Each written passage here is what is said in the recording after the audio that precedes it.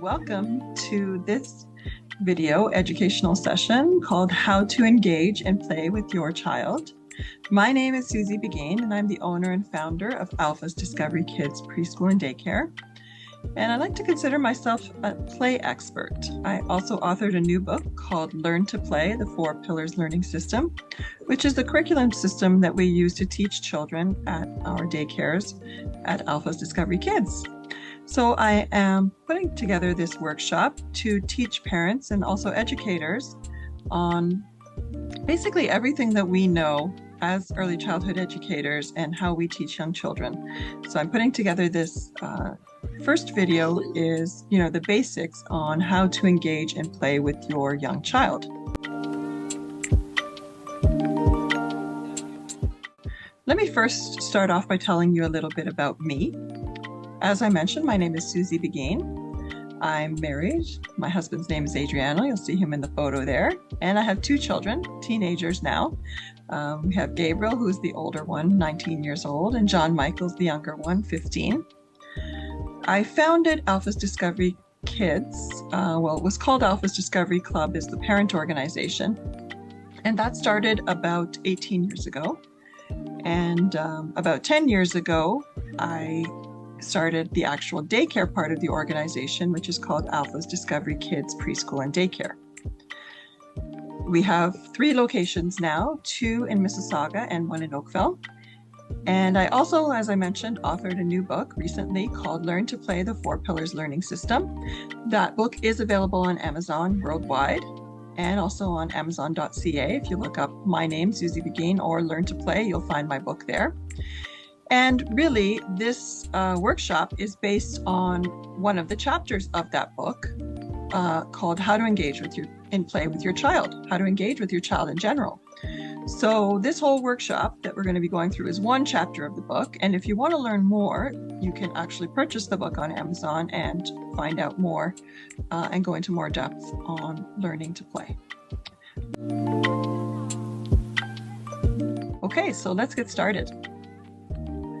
As I mentioned, those first 5 years are so important in a child's development. I believe they're the most important years of life.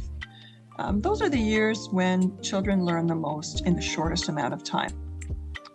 So in today's session, I'm going to be talking about you as a parent or as an educator. You could be a grandparent as well. Your role is critical, and you are your child's #1 educator. In today's session, I'm going to be talking about the importance of play for young children and also how to engage and play with your child. So the first question that might come up is, why should I even do this? You have probably lots of objections. You can come up with a lot of reasons why you should even not be doing this, but I'm going to try to address each of those. So your first objection might be time. You might be too busy. Being a parent myself, I know that it's not easy to carve out the time. I can relate to the struggles of daily life, basic survival things. Things like feeding your family, working to earn a living, keeping healthy, maintaining a clean and happy home, and also having some kind of a social life. These are all things that can weigh us down at times. So now, we're going to add on another expectation, that you educate your child. You might be thinking, when will I ever get around to that? I'm busy enough just surviving, doing those daily things I just talked about, work obligations, cooking, cleaning, laundry, and the list goes on. But what about if it doesn't have to be complicated? What if I could show you, first of all, how important it is that you educate your child and how important that education is to their overall development? But what if I could also educate you that within your daily life activities, you can find time? Would you do it? Well, I'm guessing you want to try because you're here watching this video here today. So that's a good first step. Now stay with me. I promise that it doesn't have to be difficult, and I can show you some easy ways to engage with your children and learn along with them. Another objection you might have is knowledge. You might be saying, I don't know what to do. You don't know how to teach young children. During the pandemic, I specifically became aware that parents are very insecure when it comes to their children's education. Now, they may have good intentions, they may want to teach, but at the end of the day, they're just not equipped to do it. They don't have the knowledge, they don't have the skills, maybe they don't have the patience. And it was especially challenging for me to watch parents struggling, especially with children under 5 years old. And like I said, it's not because parents didn't want to do it or they didn't have good intentions. It's just that they were feeling lost. They were feeling frustrated. They were feeling guilty even. And this caused them a lot of stress because they wanted to do it, but just didn't know how. As a daycare owner, as a parent, and as an educator of young children, I can teach you what I've learned and what I know. And I can give you those tools that you need to succeed. And you don't have to go to school for 2 years or 4 years. I can teach you everything you need to know in this half-hour workshop. And finally, your next objection might be value. What is the value of doing this? And to this objection, I'm going to refer to chapter 2 in my book. In that chapter, Learn to Play, I answer the question, why do this at all? The answer is simple. Supporting your child's education at home has a positive impact on your child's overall academic performance in the future and in the long term. Studies show that the role parents play at home is vital for the development of the child's basic learning skills. And there are 3 benefits of parent involvement in child's education. The first benefit is by supplementing the learning, you can impact the child's overall development by building skills. Social skills, emotional, cognitive, physical, and academic. The second reason why you want to do this is that a child's well-being is tied to their confidence. Your involvement in their education improves your child's self-confidence, and self-confident kids are more likely to excel in academic pursuits. And the third reason you're going to want to do this is that by consciously being involved in your child's education, even in the simplest way, you build a strong bond with your child, and the child realizes that you care about him or her. Often, the more supported a child feels at home, the more effectively he or she will learn outside the home. So, based on these 3 reasons, you're going to build skills, you're going to build confidence, and you're going to build a bond with your child. I hope I've been able to convince you as to why it's important that you be doing this and that you be involved in your child's education. You might be thinking, should I go out to the bookstore and buy a bunch of preschool or toddler workbooks and craft kits, like this one pictured here? What do you think? Workbooks? Get a whole bunch of workbooks? No. The answer is no, absolutely not. Using a workbook is not the ideal way to teach young children under 6. Parents tend to try too hard to become, quotation, teachers for their children based on maybe their own experiences with formal education. This often results in ineffective, adult-directed, and adult-initiated activities. Most parents, like I said, will think back to their formal schooling experiences and download a bunch of ABC worksheets, math worksheets, maybe some crafting kits from the internet, or purchase those workbooks to teach language literacy and math concepts. Now, although as an adult you may like those things and consider them educational, your young child will absolutely not like them. There's plenty of time in your child's life for workbooks and textbooks. That will come later. In the early years, under 6 years old, it's important that children learn in a way that supports their stage of development. So now what? It's not workbooks, that's not the answer. So what is? I think one of the best things you can do with your child under 6 is play. What? You might be wondering. Come on, seriously? It's too simple. You may even have doubts about this approach, but I can assure you that this is your best strategy, and it does not have to be difficult. But for you to get excited about this concept, I think I need to go into more details about, first of all, why play is important for young children, and secondly, how it leads to the best kind of learning. Play is how children explore the world around them and how they acquire skills to live in the world. During play is when most learning takes place. I love this quote by Albert Einstein. He's brilliant. And even back then, he understood the importance of play. He says, play is the highest form of research. Imagine that. Play is the highest form of research. And that's Albert Einstein saying that. You know, a scientist, a scholar, he's telling you that play is important. Most child development experts actually will agree that play is the best way that children learn. If you've gone to school for an ECE diploma, as I have, you will learn in one of your first classes about child development, and you will learn about all the play theorists out there. And they all say the same thing. Basically, play is how children at this age, under 6 years old, will learn. So it's important that you play, because if you're not playing, then you're not learning. It's critical for young children. So let's talk about the 5 reasons why play is important.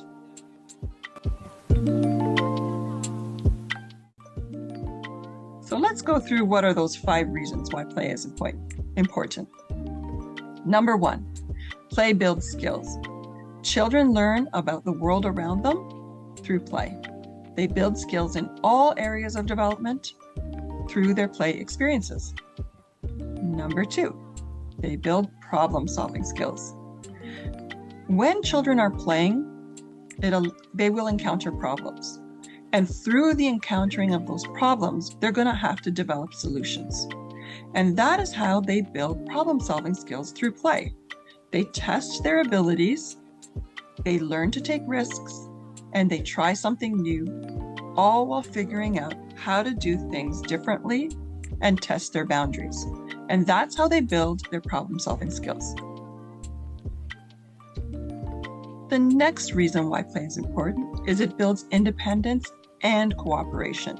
Basically, 2 sides of the coin. So let's talk about independence. You may wonder if your child is playing alone, is that a good thing? Absolutely. Playing alone fosters independence, thinking, and problem solving, because they need to figure things out because no one is there to help them. And group play, on the other hand, when they're playing with other children, that's also important because that builds their cooperation skills and understanding. Playing with other children allows a child to develop a sense of their place in the world and their place in a particular group. Because there's a lot of give and take involved when you are playing in a group setting. So it's important to understand that what is your place in that group? Are you the giver? Are you the taker? And that's all important to develop. That all happens through play too. The 4th reason is you're going to build learning skills. Now, what do we mean by that, learning skills? It means learning how to learn. So play is an essential part of a child's physical development. A child is continually learning through play, and this leads to the growth and maturation of their brain, their body, and their ability to concentrate. In essence, they're learning how to learn. They're learning their boundaries. They're learning what to do and what not to do. And finally, the 5th reason why play is important is it builds confidence. As children develop new skills through play, whether it's how to use scissors for the first time or how to pedal a tricycle, their confidence is growing. And with every new achievement, their confidence grows a little more, and they become a little more confident in their abilities and what they can do. You'll often hear a child saying, "Hey, mommy or daddy, I did it." They're building confidence when they say something like that because they're realizing what their abilities are, and that's building their confidence. Now, these are just 5 reasons that I've summarized as to why play is important, but you can take a whole course in early childhood education on play, and they will go into a lot more detail as to why play is important and what the benefits are. But I've basically summarized the 5 most important points here. But there's many more. All child development research points to this one fact. So given that play is important, let's talk about how to engage in play with your own child. As an early childhood educator, my specialty is teaching young children under 6. So that is the age range that I'm going to focus on in this workshop. However, I would suggest that all the strategies I'm going to give you, you can use them for all ages, even for adults. You know, sometimes they say adults don't play enough, and I really believe that. We can learn a lot through play as well. So I'm suggesting that children of all ages would benefit from this approach. And I see those strategies working when I'm engaging with young children and learning, both in the daycare setting and in my own home with my own children. So let's go through what are those 5 key principles that you need to know in order to engage in play. And this is really the meat of this workshop. This is really the bare bones of the workshop. If you take nothing else from the workshop, you need to take what are these 5 key principles and how are you going to incorporate them into play with your own child. So let's start with principle number 1. Follow the child's lead as a play partner. Now, what does that mean? The first and most important principle is to follow the child's lead. You're going to engage in play that the child is interested in, not you, the child. If your child wants to play with cars, for instance, you're also playing with cars. You're going to pick up a car and become a playmate. The child's play choice here is the key. And play must be engaged in freely. In other words, you cannot force someone to play. You cannot say, we are playing right now. It's mandatory. It just doesn't work that way. It has to be freely chosen. And choice must be involved in that free choice. It must be freely chosen not by you, but by the child. So the child is the one who's going to decide what we're playing. Sometimes this principle is a little hard for parents to understand. Even educators sometimes get this wrong. As adults, we have our own ideas about how and what we think children should do, what they should play, and how to direct them in that play. But it's important to resist this temptation.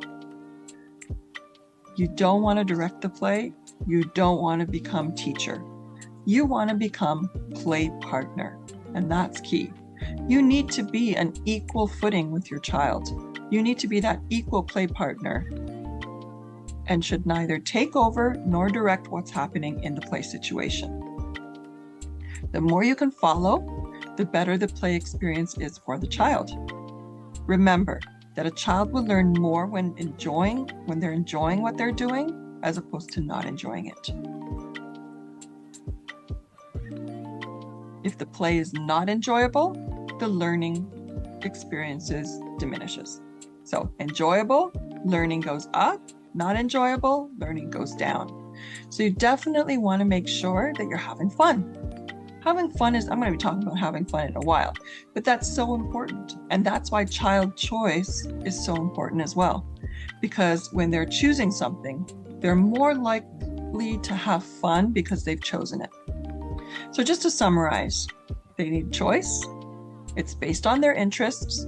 You're avoiding playing adult-directed teacher, and you are a playmate. Okay, so that's principle number 1. We're going to follow the child's lead. Principle number 2, engage in conversation through narration. So again, what does this mean? I'm going to be describing what narration is, but first of all, let's talk about engaging in conversation. You might be wondering, that first principle says that we have to be a playmate. So how do I teach? So if I'm just playing, how am I also teaching? Because you're thinking, well, I should be directing if I'm teaching, but not true. The best way to provide education while playing is to make play intentional through conversation with your child. To make that conversation purposeful, what we're going to do is we're going to use something called narration. Narration is talking about what you're doing in the play without judgment, without questioning, and without assumptions. Now, this might seem really difficult, but bear with me. I'm going to explain it as we go. So if you ever watched a baseball game and you have, the announcer giving a play-by-play of what's happening in the baseball game. So let's say you're even listening to it on the radio. You can't see what's happening, but you know exactly what's happening because the play-by-play announcer is telling you exactly the steps that are happening each time. A play-by-play account of what's happening. That is exactly what narration is. Narration is a play-by-play account of what is happening as an active observer and as a participant of that play. So let's give an example of this. You are narrating the play. Let's say that I'm going to use the example here in this photo. So this mom here is playing with her child. You might not think they're not playing, they're like cooking. Well, that's a form of play. They're cooking together. So they're cooking and they're cutting up some avocados, playing around with them. So maybe mom is saying here, I'm cutting the avocados in half. Interesting. So she's narrating what she's doing, but did you realize what concept she just gave her child? She's talking about fractions. She said she cut it in half. There's two. There used to be one, and now there's two pieces. So she is narrating what she's doing. I'm cutting the avocado. I see you're cutting the avocado, or you're holding two avocados, or two halves of an avocado. So you're talking fractions here. We're talking numbers. We're doing math concepts. I just want to say that cooking is a great way to teach math. You would be surprised how much math you can learn while cooking, because you can talk numbers, you can talk measurement. There's so much there in cooking that is involved with math, especially for young children. So I would say that you're narrating. You're basically saying what you're doing. You're cutting the avocado. You named the fruit, the avocado. I know it's a fruit, not a vegetable. Okay, so you're cutting the avocado. You've named it, so you've labeled what you're doing in case the child didn't know what it was called. You're talking about numbers. There's two halves. You're talking about fractions. That one thing became two. So really, you're narrating what's happening, and you would keep going like that when you're doing something, and you might say what you're doing, but you also might say what the child is doing. I see that you are holding two pieces of the avocado. I see that your avocado has a nut inside. My avocado has no nut inside. Yours has a nut, mine has no nut. And so we just keep talking like that, where I would just be talking play by play of what's happening. So it's like I'm, hovering above the situation, and I'm looking down saying, what is happening over here? And I'm just talking like that. And it sounds like maybe I'm talking too much, but actually children love this approach because they love to engage in conversation. And this is a great way to engage in conversation that's purposeful. Of course, you could talk about anything. You could be talking about what you're going to be doing later on today. But in order to make this a learning experience, we want to talk about what's happening right now. We want to be present with the moment. Sure, we can talk about tomorrow and what's happening later, but when we're learning, we really want to be present into what's happening right now, because that's where children's attention is. Their attention is not about what's happening tomorrow or later on. Their intention right now is in cutting this avocado. So we're going to talk about that, okay? And it's a good way to teach different concepts. We can also talk about the color of the avocado. It's green, right? The inside is a light green, the outside is a dark green, or maybe yellow, whatever color we want to go with here. But basically, we can teach colors as we're chopping up vegetables and fruits, right? We don't have to say, what color is this? And we'll go into that later. But basically, narrating is telling you what is happening. Now, when you're talking, you want to avoid a lot of questions that would have a specific answer. So I wouldn't ask a question like, what color is that avocado? Why not? You might think, oh, that's a good way to teach some colors. No. Why? Because the child might not know what color it is. And now you just put them on the spot. Instead, you would say, my avocado is green. And then you would show it to them. That's the way to teach them colors. These cucumbers are green. The salad is also green. So they're seeing a lot of green things, and they can make the association that green isn't the name of the avocado. Green is just the color of the avocado. And the green on the cucumber and the green on the avocado and the green on the salad, they're all green. So I start to understand color. And that we're not talking about an object when we're talking about color. We're talking about a property of that object, which is the color. Okay, so we're not asking questions that have a yes or no answer. We're asking questions that encourage more conversation. Narrating the play is a great way to help children build language skills. So they're learning new words. It also helps to learn concepts like colors, just the way I was talking about green. You can teach any concept through narration. But once you get really good at it, you will really see the benefits and see how your child responds to the way that you talk, the way that you narrate, and how the learning just explodes with new words and new concepts. So I hope I've been able to, give a little bit of detail about what narration is. I go into a lot more detail on this in my book. So if you do want to find out more about this, I do recommend you take a look at my book as well. I have a whole chapter in there about building language skills, and we talk specifically about how to build narration. And definitely it's something you need to practice. You may not be good at narration in the beginning because you might be thinking, oh, what am I going to say? But once you start practicing and then just think about yourself as the observer in the play, then you'll really get good at it. And like anything, basically it takes practice to get good at it. But once you start practicing, I can guarantee you, you're going to get good at it. Anybody can do it. So the third principle is ask open-ended questions. So we talked a little bit about engaging in conversation and how important that is. Talking is important in order to teach. So, but the second part of that is, well, okay, we're talking through narration, but we also need to ask open-ended questions. What do I mean by that?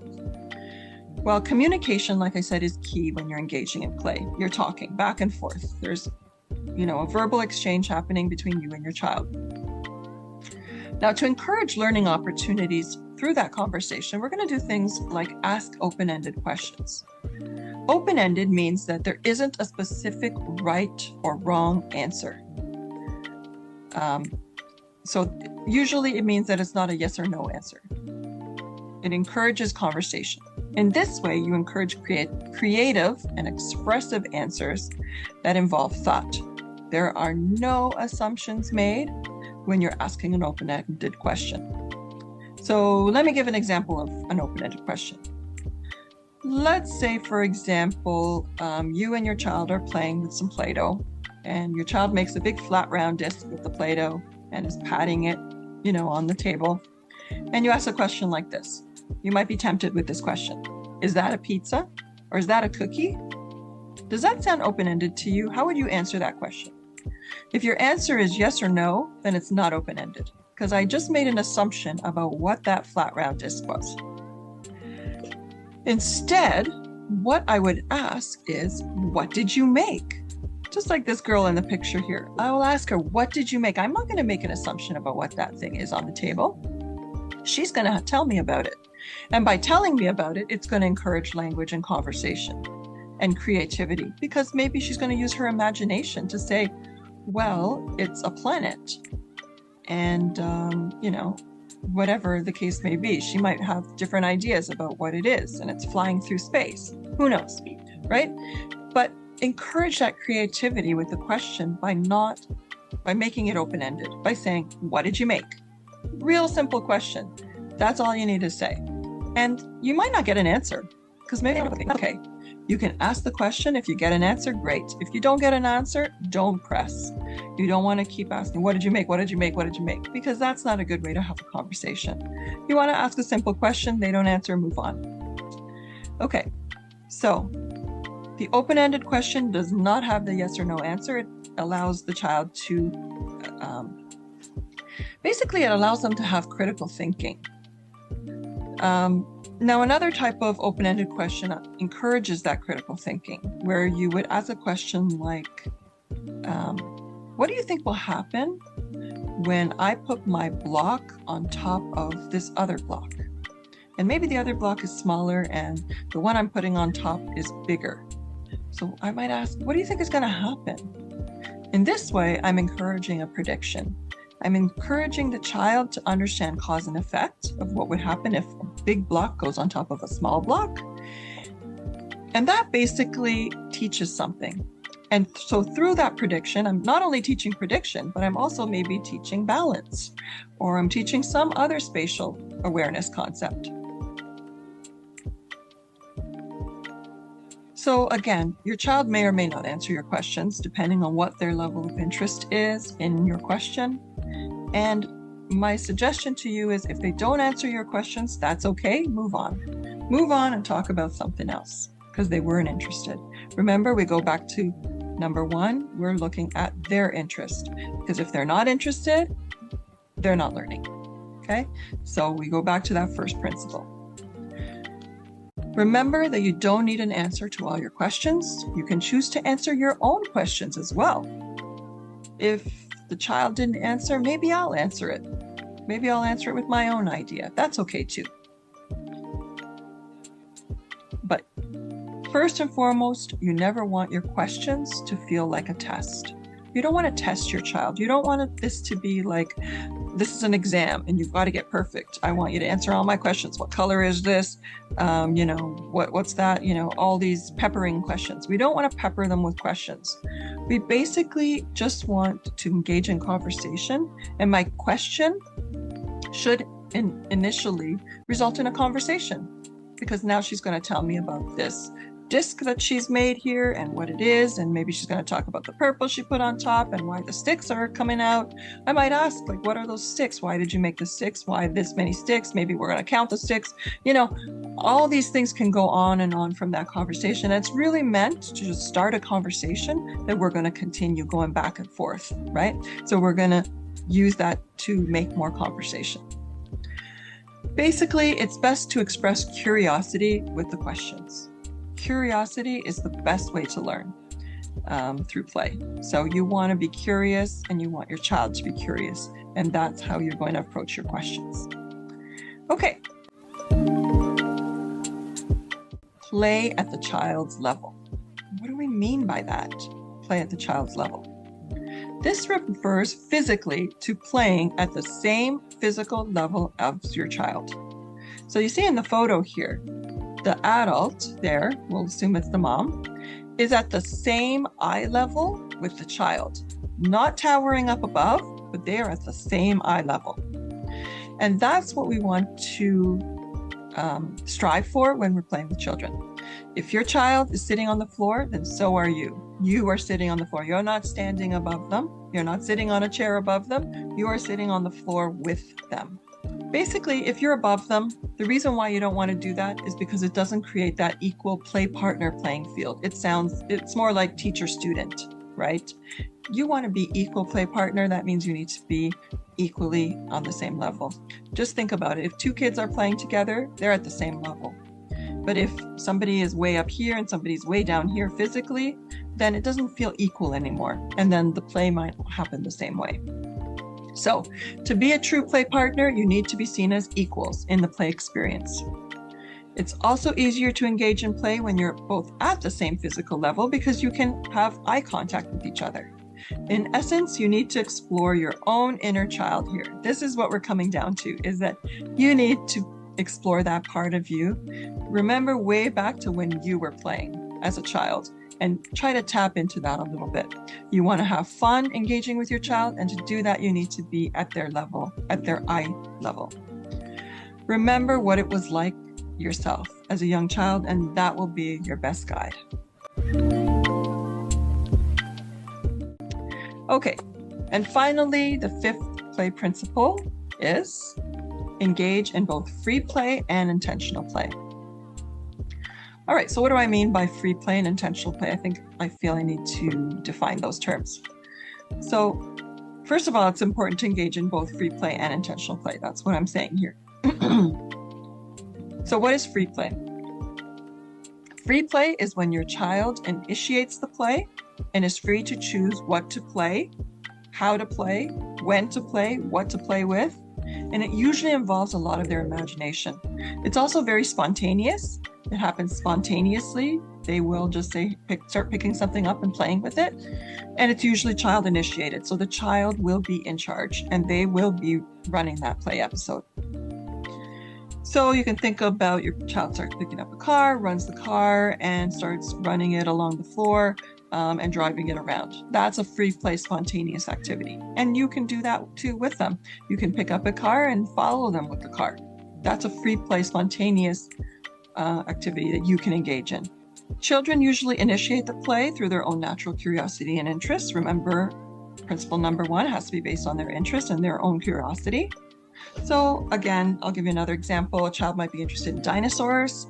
They'll pick up a toy dinosaur and start playing with it. You would also pick up a toy dinosaur and play alongside your child and start engaging in that conversation. Going back to principle number 2 and 3. So remember, we're always using all the principles at the same time. Okay, your child is picking up a toy that shows that they're interested in it. They picked up the dinosaur. You're picking up the dinosaur as the play partner. You're engaging in conversation with them, with the dinosaurs. Maybe the dinosaurs are talking to each other. Who knows how the play will go, but you're going to let the child lead. Number 1, you're going to let them lead. You're going to engage in conversation and it's going to be free. Okay, so all the things come together. Intentional play is a little different. Now, intentional play might sound like adult-directed play, but it's not. But it is adult-initiated. So intentional play are your planned activities, basically. It's when an adult initiates the play through a planned activity with the purpose of teaching a specific concept. So here on this particular picture, you'll see that's an intentional play activity. That's not a spontaneous. The child didn't spontaneously pick up those things to play with them. This is an intentional play. Excuse me for 1 minute. Talking for half an hour here and I need a little drink. Okay, so let's keep going. Again, intentional play is for the purpose of teaching a specific concept. It involves some planning and support on your part as the adult. And, you know, if you take a look at my book, Learn to Play, I'll keep referring back to that. I have a lot more examples of intentional play. It's actually what most of the book is about, is teaching you all how to do those different parts of intentional play. Also, it teaches you how to engage yourself in free play as well. But basically, there's a lot more information in the book about this. So if you want more, that's where I'm going to refer you. But just suffice it to say that intentional play requires some planning on your part, where you're going to plan out what to do. So in this particular activity here, you'll see that there's 4 cards there. They're actually sandpaper letters. And there's 1 to 5, and then there's some little animals there. And the child was directed to just play. You know, they weren't told to do something in particular. It was an adult-initiated activity in that the child brought out the number cards, brought out the animals, and now the child, you can see, is putting the animals on those cards. Now, the child wasn't told to do anything in particular. They weren't told to say, put 1 here, put 2 here, put 3 here. They're just doing what they want to do with it. And that's where the child-initiated part comes in, or the child-directed part comes in. So although this was adult-initiated, the adult took out the supplies and had, you know, kind of an intention of teaching number concepts, at the end of the day, the child was in control and the child directed the play. So they could put however many animals they wanted on those numbers. And through that process, maybe the parent or the adult would go in and maybe talk about the numbers and maybe count the numbers. And maybe would play alongside the child and show the child kind of what to do, but not specifically expect that the child would do it, but maybe just give them an idea of, you know, here I'm going to put 1 animal on this one, and there's the number 1, and I'm going to put 2 animals on the number 2, right? But the child is free to put however many animals they want on the cards, and that's what they're doing in this example here. As you can see, there's 2 animals on the number 3 card, and so on and so forth, right? And 4 animals on the number 5 card. So they're free to do it as they wish, okay? But the intention here is to teach them number concepts because they can see the numbers, and to make the association with counting objects. So the objects can be counted and the numbers are there. And so you're teaching object counting, you're teaching numeracy. There's lots of concepts going on here, okay? So, and there's also language happening because while you're playing, you're talking. So this is an example of an intentional play activity. And at Alpha's Discovery Kids, we have something called the 4 Pillars of Learning curriculum. And that's what the Learn to Play book is about. And it's teaching the 4 Pillars learning system. So you will see more activities like this based on the 4 pillars in the Learn to Play book. Okay. What's most important? We've talked about the 5 key principles.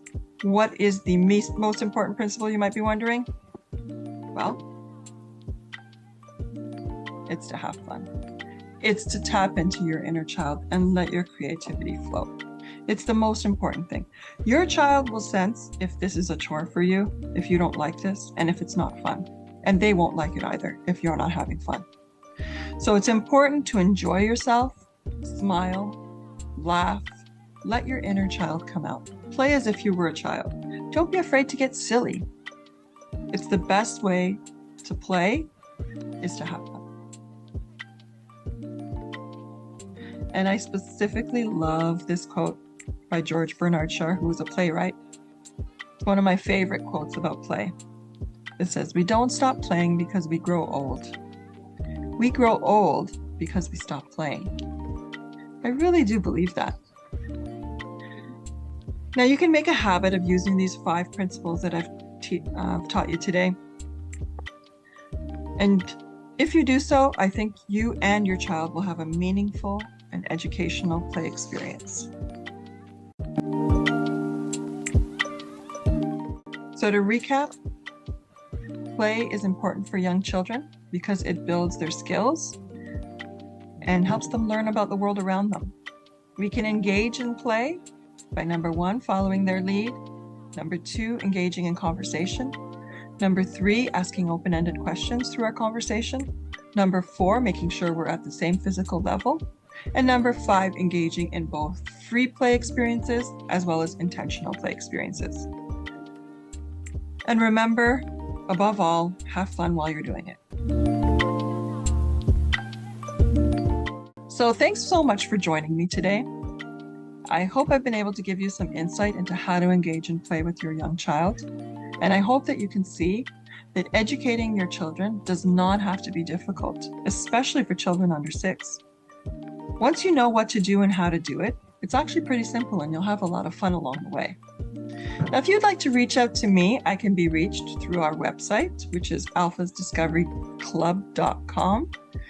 And that is the company that I founded called Alpha's Discovery Kids Preschool and Daycare, and you can contact me through that website. You can also find us on Facebook at Alpha's Preschool and on Instagram at Alpha's Kids. If you want to learn more about the book that I've been sharing with you today, again, we only did 1 chapter of this book, which is how to engage and play. There's a lot more in the book, especially I go into a lot more detail about our 4 pillars learning system and how to use that system while you're playing. We've really just scratched the surface here. This is really just a start for you to get started on your play journey with your child. If you do want to know more, you can find my book right here. It's called Learn to Play, the 4 Pillars Learning System. It's available on Amazon. You can go directly to Amazon, type in my name, Susie Beghin, or the term Learn to Play. You'll be able to find it easily. Or you can go to this website here and you can find the book that way as well. It will link you back to the Amazon page. It's called www.4pillarsoflearning.com. Thank you so much for joining me today in this workshop and engaging with young children. I hope you enjoy this very special time with your child. And I really believe, as a parent of children who've kind of grown up now and are in their teen years, the days are long as a parent, but the years are short. Enjoy it, because before you know it, those years will pass you by in an instant. Thank you again for joining me here today. Have a wonderful day.